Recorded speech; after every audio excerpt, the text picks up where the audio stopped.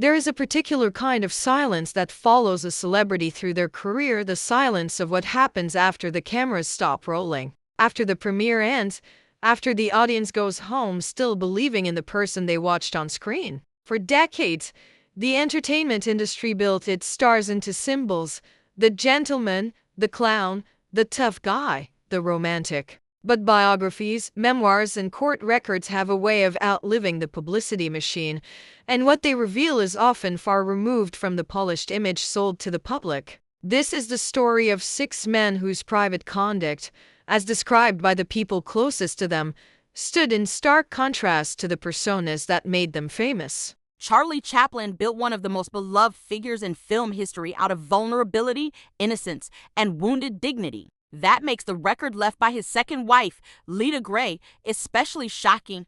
Gray was 16 when she married the 35-year-old Chaplin in 1924 after becoming pregnant. In 1927, she filed a lengthy divorce complaint alleging cruel and inhuman treatment. Summaries preserved in the Chaplin archive describe additional allegations from her complaint regarding pressure she said she faced during the pregnancy. The case became a national scandal almost overnight. Chaplin's assets were frozen during the proceedings, and the eventual settlement was, at the time, reported as a record-setting sum for a divorce case. What gives the story an afterlife now is the paper trail. Accounts published decades later reported that original divorce documents had resurfaced after being discovered in a long-abandoned bank. Nearly 90 years after they were filed, that image is almost to perfect the sealed legal language of old Hollywood reopening. And inside it, a version of Chaplin's life that his on-screen persona could never soften. The rediscovered filing didn't create the scandal. It simply made it tangible again, giving a decades-old allegation a physical form that couldn't be waved away as rumor. These are not 12 isolated scandals. They are one recurring arrangement: fame on the outside, fear on the inside, and families forced to live in the shadow of a legend built, in part, on their silence. Oliver Reed was marketed less as a respectable gentleman than as a lovable catastrophe. By the 1970s, British television had turned his drunken volatility into a kind of national sideshow. Producers knew that if Reed appeared live, something might explode, and that risk itself became entertainment, guaranteed to boost ratings whenever he was booked. But biographies of Reed, including Evil Spirits, framed the drinking as more than colorful excess. It was the engine of intimidation, broken relationships, and household chaos. His first wife, Kate Byrne, and later partners lived with a man whose public loss of control was simultaneously being sold back to audiences as rogue charisma. Reed's own legend made accountability harder because he was never pretending to be safe. The danger was part of the brand, arguably the bleakest part of his story. In some celebrity lives, the harm is hidden behind grace. In Reed's, the instability was visible, monetized, and cheered until a man's collapse became just another anecdote the culture could laugh about. Once the chaos becomes content, the people actually living with it disappear from the frame entirely. Errol Flynn helped invent the swashbuckling ideal, laughing danger in the face, rescuing women, moving through the screen like recklessness made beautiful. His real life was reckless too, but far less romantic. By 1935, he had married actress Lily Damita, and later accounts of the marriage, including Flynn's own memoir, describe a union defined by volatility, infidelity, and heavy drinking on both sides. Vanity Fair's reassessment of Flynn's legend still describes Damita as tempestuous, and the relationship as part of the chaotic storm surrounding his rise to stardom. Warner Bros. Had every reason to keep that storm marketable. Flynn was one of the studio's biggest box office assets, and managing scandal was simply part of the machinery that kept him bankable. That's part of why the phrase "in like Flynn" could drift into popular culture almost as a joke, a wink at excess instead of a warning about the instability that follows. A man whose appetites were constantly being rebranded as charm.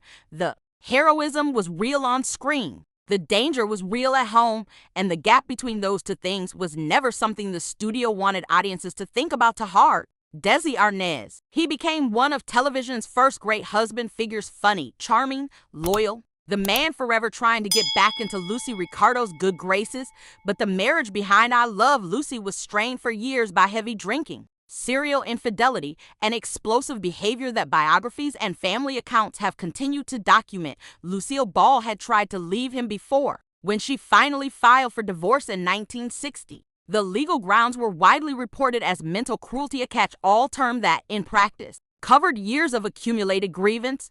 Even recent retellings of their relationship still center Arnaz's drinking and infidelity as major causes of the breakup, rather than treating them as footnotes to an otherwise sunny showbiz story. What protected his image for so long wasn't just personal charisma. It was business. Ball and Arnaz weren't merely stars, they were co-owners of Desilu, one of the most powerful production companies in American television, responsible for shows well beyond their own sitcom.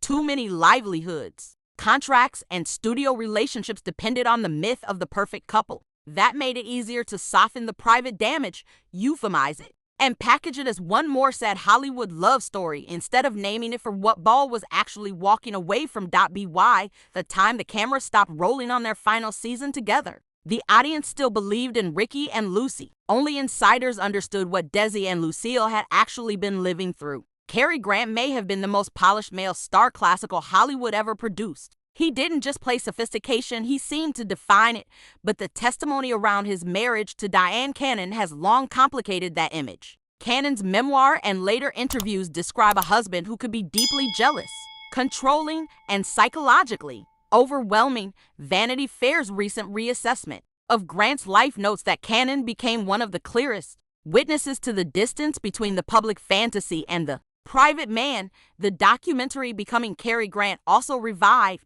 attention to his long involvement with LSD-assisted therapy, which he embraced as a route to self-discovery. That history matters because Cannon described being drawn into experiences and pressures inside the marriage that she found destabilizing rather than healing. This is one of the more delicate chapters on the list because it's less about a single tabloid incident and more about a pattern of coercion, emotional strain, and control described directly by the woman who lived through it. The perfect gentleman was not so simple at home. In Grant's case, elegance didn't cancel domination, it disguised it. Bing Crosby's image was almost impossible to compete with. He sang White Christmas, embodied effortless ease, and collected fatherly honors while sounding like comfort itself. Then in 1983, his eldest son, Gary Crosby, published Going My Own Way, describing a childhood of beatings, humiliation, and dread. The most notorious detail was a belt studded with metal that Gary said left him bleeding. A Washington Post review of the memoir repeated those allegations, and later family coverage noted that his brother Lindsay broadly supported Gary's account, while brother Philip rejected it. What nobody disputes is that the family was deeply damaged. Dennis and Lindsay both later died by suicide, decades apart, a fact that has followed the family's public story ever since. Even an old-time magazine profile, published while Bing was alive, had already described his punishing discipline and his frustration that fear wasn't producing the obedience he wanted. That's what makes the public honors feel so eerie in retrospect. While the culture celebrated him as the warmest father in America, the children inside his house were learning that affection could vanish the second discipline began. Gary Crosby's voice survived the memoir. The innocence of the public image did not.